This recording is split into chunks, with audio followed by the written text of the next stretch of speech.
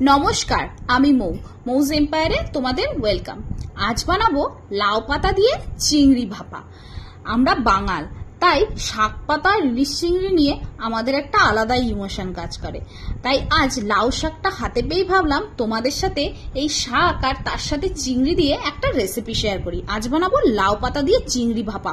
কলা পাতা, কচু পাতা দিয়ে তো আমরা সবসময় খাই, আজ বানাবো লাউ পাতা দিয়ে। তো চলো দেখে নি আমি কি করে লাউ পাতা দিয়ে চিংড়ি মাছ ভাপাটা বানাচ্ছি। তো তার জন্য কি লাগবে, লাউ পাতা। আমি প্রথমেই নিয়ে নিয়েছি একটা লাউ পাতা, এটাকে ধুয়ে ভালো করে পরিষ্কার করে নিয়েছি। তোমরা দেখতেই পাচ্ছ লাউ পাতাগুলো বেশ বড় বড় এরকম সাইজের পাতা নিতে হবে, একটু কচি দেখে পাতা নিতে হবে। আর নিতে হবে মিডিয়াম সাইজের চিংড়ি মাছ। তোমরা চাইলে বড় চিংড়ি দিয়েও করতে পারো, কোনো অসুবিধা নেই। তারপর একটা ব্লেন্ডার জার নিয়ে তাতে নিয়ে নিলাম পোস্ত, কালো সর্ষে আর সাদা সর্ষে, আর নিয়ে নিয়েছি কয়েক টুকরো নারকেল, আর নিয়ে নেব 4-5টা কাঁচা লঙ্কা।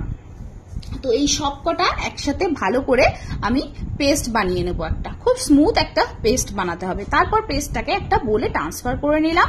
তার মধ্যে দিয়ে দিলাম 2 চামচ মতো টক দই দিয়ে এটাকে ভালো করে মিক্স করে এর মধ্যে দিয়ে দিলাম হলুদ গুঁড়ো, স্বাদ মতো লবণ দিয়ে এটাকে ভালো করে মিক্স করে তার মধ্যে আমি দিয়ে দেবো 2 চামচ মতো সর্ষের তেল দিয়ে এটাকে খুব ভালো করে মিশিয়ে নিতে হবে। তার মধ্যে দিয়ে দেবো অল্প একটু চিনিটা দেবো স্বাদটাকে ব্যালেন্স করার জন্য, সর্ষের তেতো ভাবটা যাতে চলে যায় তার জন্য। তারপর দিয়ে দিয়েছি এর মধ্যে চিংড়ি মাছগুলোকে দিয়ে এটাকে 10 মিনিট রেস্টে রাখতে হবে। তারপর আমি নিয়ে নিয়েছি দেখো লাউ পাতা। এবার লাউ পাতায় একে একে আমি চিংড়ি মাছগুলো দিয়ে দেবো। আমি এর মধ্যে 4টে করে চিংড়ি মাছ দিয়ে করেছি, তোমরা চাইলে কম বেশি করতে পারো, কোনো অসুবিধা নেই। তার উপর আমি দিয়ে দেবো অল্প একটু সর্ষের তেল আর একটা কাঁচা লঙ্কা দিয়ে পাতাগুলোকে খুব ভালো করে ফোল্ড করে নিতে হবে। খেয়াল রাখতে হবে সর্ষের পেস্টটা যাতে বেরিয়ে না যায়। তোমরা নিশ্চয়ই বুঝতে পারছো আমি কিভাবে পাতাটাকে ফোল্ড করছি, ভালো করে দেখে নাও।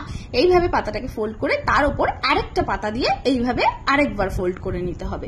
এইটাকে এইভাবে ফোল্ড করে তারপর সুতো দিয়ে এটাকে খুব ভালো করে সিকিউর ভাবে বেঁধে নিতে হবে, যেন আমরা যখন এটাকে স্টিম করবো এটা যাতে কোনোভাবেই ফেটে বেরিয়ে না যায়। খুব ভালো করে সুতো দিয়ে পেঁচিয়ে এটাকে এইভাবে বেঁধে নিতে হবে। তারপর একটা পাত্রে দেখো আমি এদিকে গ্যাসে জল গরম আগে থাকতেই বসিয়ে দিয়েছি। তোমরা চাইলে কিন্তু এখানে মোমো স্টিমারও ব্যবহার করতে পারো, আমার কাছে সেটা ছিল না তাই আমি এটা ইউজ করছি। তারপরে দেখো আমি একে একে এগুলোকে দিয়ে দিলাম, দিয়ে এটা 5 মিনিট মতো এপিট ওপিট করে স্টিম করলেই যথেষ্ট। তারপর দেখো কত সুন্দর এটা তৈরি হয়ে গেছে। আমি এটাকে প্লেটে নামিয়ে নিয়েছি। দাঁড়াও আমি একটা তোমাদেরকে খুলে দেখাচ্ছি এটা কত সুন্দর দেখতে হয়েছে। গরম ভাতে এর জুড়ি মেলা ভার। তোমরা এই রেসিপিটা একবার অবশ্যই ট্রাই করবে। আর আমার ভিডিওটা যদি ভালো লাগে একটা লাইক করে দিও, আর আমার চ্যানেলটাকে সাবস্ক্রাইব করে দিও। ততক্ষণ সবাই ভালো থাকো। আজ তাহলে আসি।